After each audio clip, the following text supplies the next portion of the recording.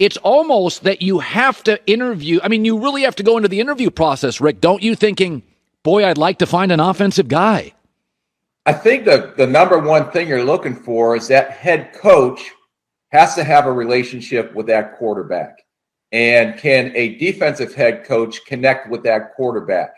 Now, an offensive coach is probably going to be able to because that's his job.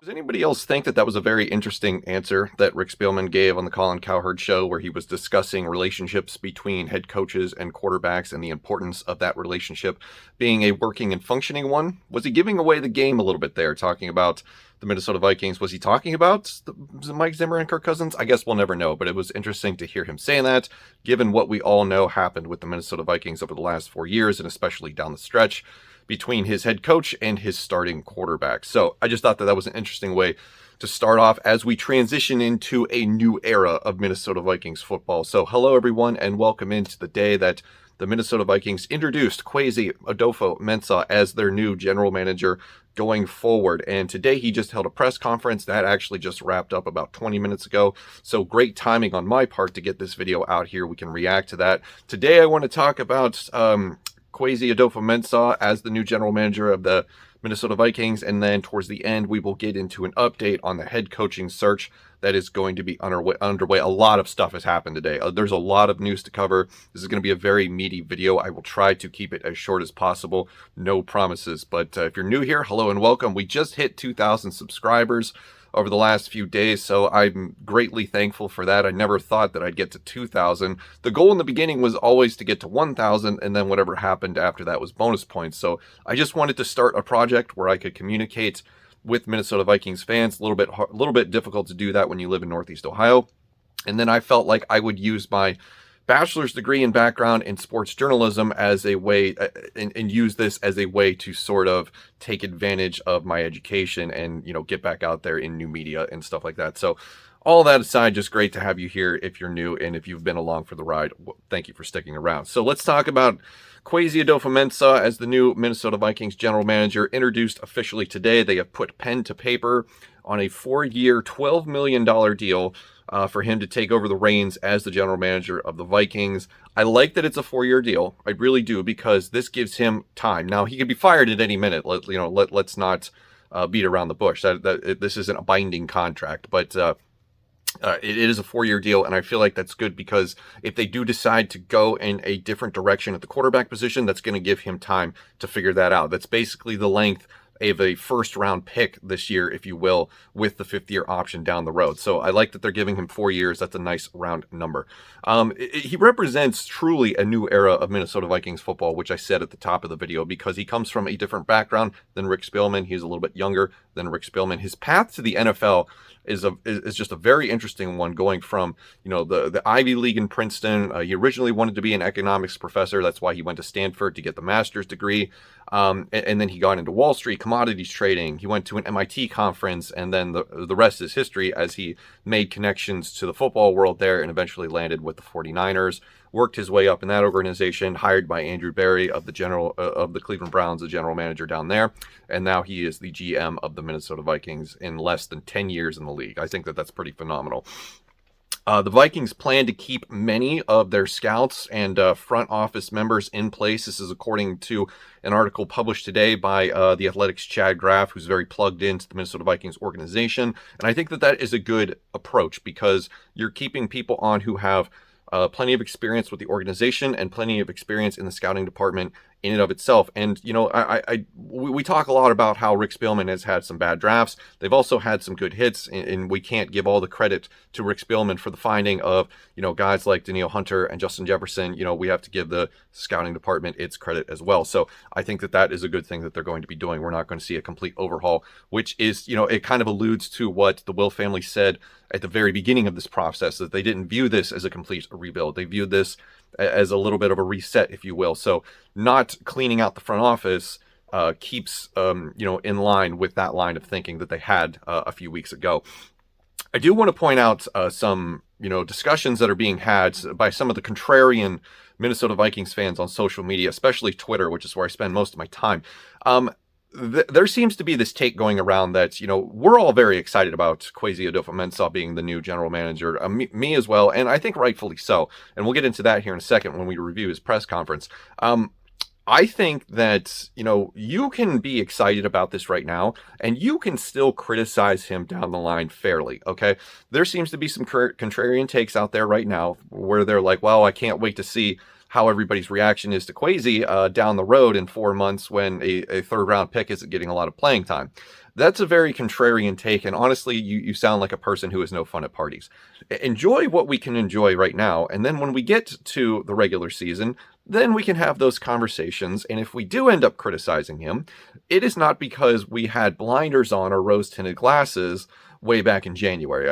I want to get that out of the way right now, because there seems to be this disconnect amongst sports fans in general, not just with the Minnesota Vikings. I don't think that this is a problem unique to us, but there seems to be this disconnect where, you either have to be all for something or all against something, and I don't think that that is a healthy approach to fandom when it comes to the world of professional sports. You can like a guy and still rightfully criticize him for things that you think are mistakes or for actions that you deem inappropriate or incorrect at the time. So, don't listen to the contrarian takes on Twitter and social media. Let those guys be miserable.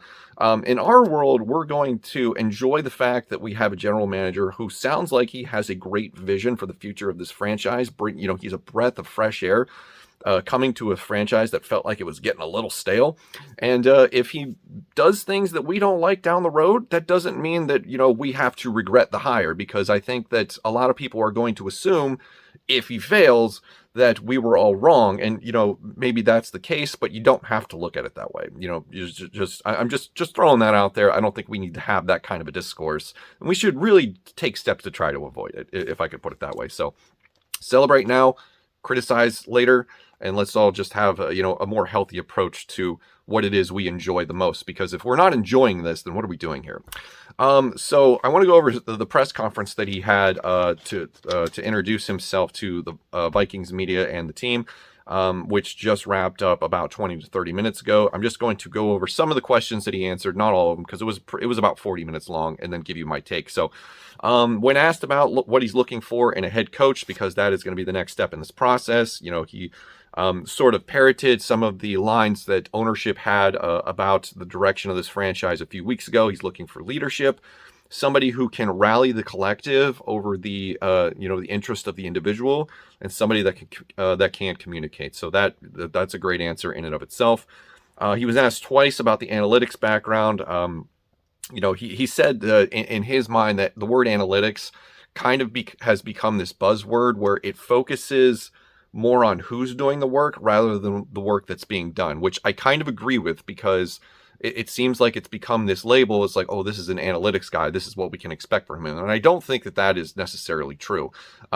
It's probably partially true, but it's not, his entire identity, which I think is what he was trying to establish in his answers to those questions regarding the analytics. And to him, it's being thoughtful, intentional, trying to make better decisions with intent. And he referenced his time at the 49ers and Bill Walsh a lot when answering these questions. On the culture of the Minnesota Vikings team, he says he wants to learn what the culture is, and he's going to ask the players what they want it to be. So this is a very sort of, a guy who comes in and you can already see the communication and the leadership being put center stage here. On roster control, kind of dodged this question a little bit, I felt, but he said he wants to work with a head coach and for a head coach. So I don't know if he's going to quite have the 100% roster control that Rick Spielman had. It doesn't sound like he felt like this was a good time to sort of answer that question. It could be a divisive answer, if you will. So I give him credit for handling that the way that he did. On going from Wall Street to the NFL, he says the two entities are not entirely not entirely different. You have your good days, you have your bad days, and it's all about getting better, learning from your mistakes, finding out what works, and in the most basic sense of things, it's just how are you going to prepare yourself for the next day. Based on his answers, and having been somebody who has interviewed coaches, athletes, I've interviewed athletic directors. from Division I colleges. That's sort of give you my background here. I have a BA in journalism. I wrote for a magazine. I was a sports editor in college. Did a lot of different work in the sports field, for a couple years. This is the kind of interview that you hope for. He gave very thoughtful, insightful, lengthy answers. He didn't really repeat himself too much. He was asked a couple of the same questions, just in a different style, in a different way. And he was able to, sort of give everybody the time that they deserved for those who were asking the questions. And I felt really good about that. And his answers just blew me away in terms of thoughtfulness and the fact that he didn't seem like he was annoyed to be there doing that part of the job, right? Because you get a lot of that from especially head coaches who are older. It's just like, I'm only here because I have to, the whole Marshawn Lynch thing. I'm just here so I don't get fined. Just an overall great press conference. I thought it was great. My takeaway from him, he seems like a humble dude, very controlled, very down to earth. And he gave very thoughtful and insightful answers. So I was really impressed by the first day of Kwesi being on the job, if you will, because, that's part of the job, is addressing the media and, sort of laying out the groundwork for the direction of the organization, because he was hired to do that job. So I felt like he knocked it out of the park here today. All right, so let's switch over to the head coach search update portion of this video. Mark Wilf, the owner that was with him at the press conference, did say that he is going to be heavily involved in this, and we have some updates just coming out today about head coaches around the league that are getting jobs. So we got a lot to go over. So there was originally 8 candidates that were interviewed. They've got some weird obsession with the number 8 this offseason. Nathaniel Hackett was hired early this morning by the Denver Broncos, so he is off the board, and the rumors about Aaron Rodgers potentially going to Denver are now going to begin, which, side note, I think that's a huge mistake for him if he's looking to win a championship. Why would you go to the AFC West, where, Justin Herbert, Patrick Mahomes are, and the Raiders look like they could be contenders? They were a playoff team this year. They just have to figure some things out. Brian Dable is likely to take either the Giants or Miami Dolphins job. I know he hasn't been somebody who has been interviewed by the Vikings, but he was my top candidate this year, so I figured I would just throw that in. Top remaining candidates for the Minnesota Vikings include D'Amico Ryans, Kevin O'Connell, Raheem Morris, potentially Jim Harbaugh. There's been some, discussions about that, reckless speculations given his time with the 49ers, even though those Kwesi and Jim Harbaugh probably didn't cross paths all that much because Harbaugh was sort of on his way out by the time Kwesi got there. Others that have been interviewed by the Vikings: Todd Bowles, Jonathan Gannon, Kellen Moore. There's a report that Kellen Moore is likely staying in Dallas. Dan Quinn, who is the finalist for a number of jobs already, not with the Vikings though. Hey everyone, future me here.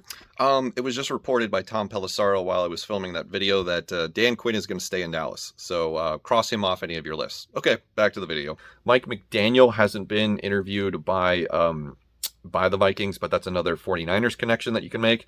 And then Doug Peterson, no action on that front. Eric Bieniemy, I haven't heard of an interview that he's had yet. Somebody can let me know about that, but it just seems like for the second cycle in a row, Eric Bieniemy is getting ignored. And also of note, the Chicago Bears have made a hire today. So what was it, one day after Ryan Poles was named the general manager of the Chicago Bears, they went out and hired a head coach, Matt Eberfluss. I don't know how to pronounce his last name, and I didn't prepare. Here's the screenshot. That's all you need to know. Former defensive coordinator for the Dallas Cowboys. Interesting hire.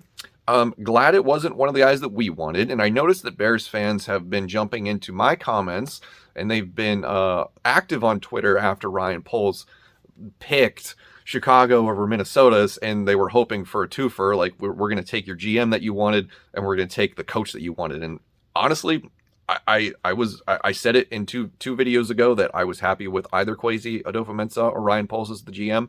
But after seeing the head coaching hire in Chicago, who their finalists were for head coach, and hearing Kwesi's press conference today, I am more than thrilled that we didn't get Ryan Poles. I am more than thrilled with Adofo-Mensah. How long will that last? It remains to be seen. But at this moment in time, I'm definitely happy with the direction of the Vikings, in contrast with the direction of the Bears. And that's just my one opinion. You can disagree if you'd like. So it's just I wanted to throw that out there because it looks like we're going to have a little bit of a interdivision rival in terms of who can rebuild this team better, because we're both hiring a GM and a head coach. at the same time. So that brings us to where do we go from here with this head coaching search? And I honestly couldn't tell you what's going to happen next. He was asked if the field could expand, and he sort of gave a not. He didn't come out and directly say that was going to be the case, but it sounds like that they are going to do their due diligence, and they're going to start immediately. So I wouldn't be surprised if with today's Thursday, probably. It would shock me if it was tomorrow. I'm thinking early next week is probably going to be when we learn, because head coaching positions are getting filled. Very few of the candidates who were on the list for the Vikings have gotten jobs. Nathaniel Hackett is one. I don't know if there was another one out there that we could cross off, but so far it hasn't happened. So they have some time and they'll figure this out. And I think Kwesi is going to make a good hire, and the Vikings are going to be set to go this offseason. So that is the update. Lots of information to throw in here, and this video did run a little bit long, but that's what you get on a fast news day where it's going to be a wild off season. So thank you for your here. Thank you if you're here. Thank you for 2,000 subscribers. If you haven't subbed up already, let me know, or don't let me know. Just hit the button. That's all you got to do. All right, that's going to do it for me. Thank you for watching, and as always, I'll see you in the next one.